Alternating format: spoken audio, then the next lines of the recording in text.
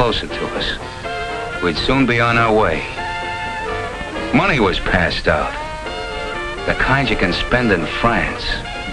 They hadn't forgotten a thing we'd need. Neither had we. But when these were taken care of, not many of us forgot that for our kind of guys, knives and guns aren't enough.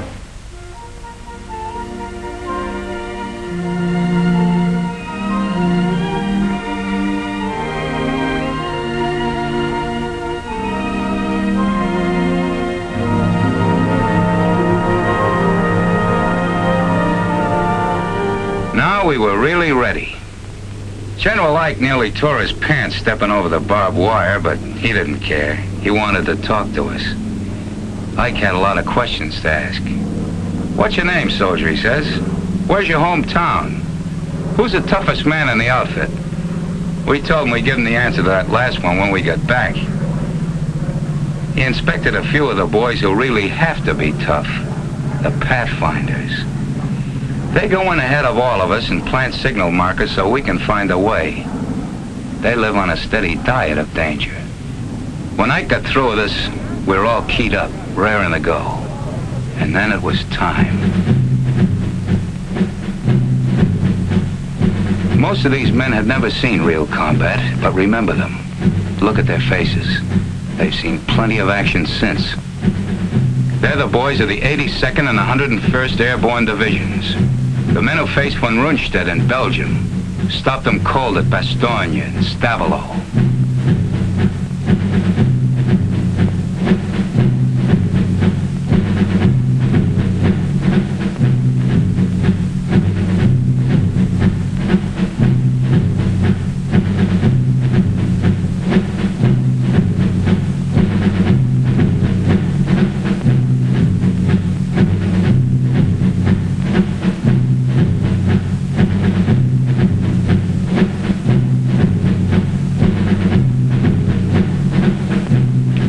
They'd given us brand new parachutes, and I remember one little guy saying he wasn't worried none about them opening because the company that made them was in his hometown, and his mother worked there in final inspection.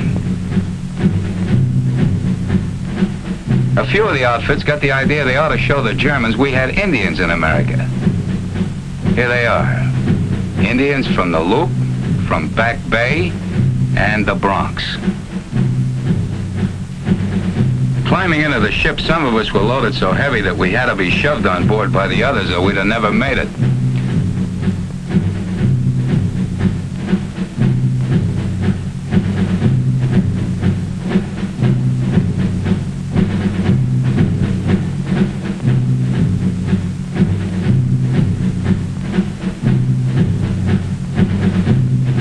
The loading went on into the night.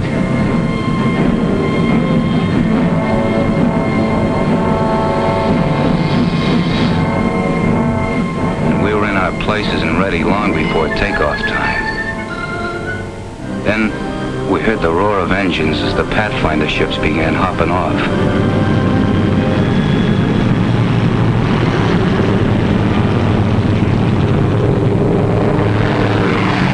We knew we'd be following soon after.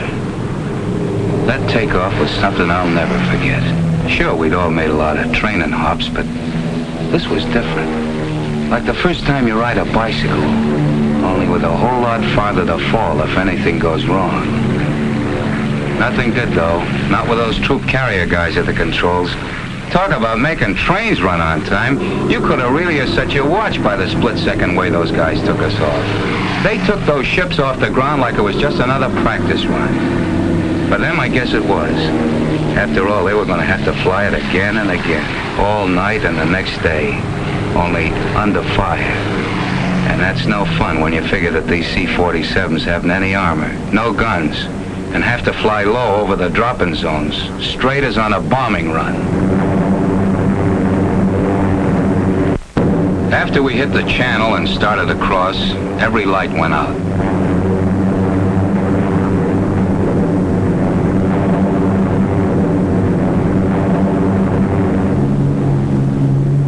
We had no idea where we were when we got the order to stand up and hook up.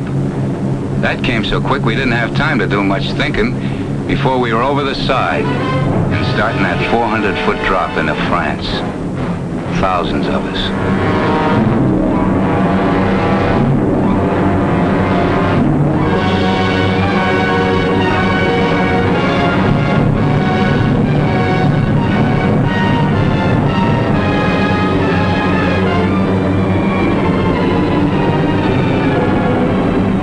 Far behind came the first bunch of gliders. It seemed forever before they hit the ground. They were like clay pigeons for the German snipers. The glider pilots really had their hands full bringing those babies down in the dark that way. There were darn few signal lights to help them find their way. The Germans had caught on with crossfire almost from the minute they'd set down. They had to do their work lying flat on the ground. But those gliders got down, and the troops and guns inside them got into the fight. The pilots fighting right along with them. I guess we did plenty of damage that night. Yes, they did plenty of damage. Blocking road junctions, knocking out bridges, capturing fields for airstrips, and all the while, out in the channel behind them, Navy guns kept slamming away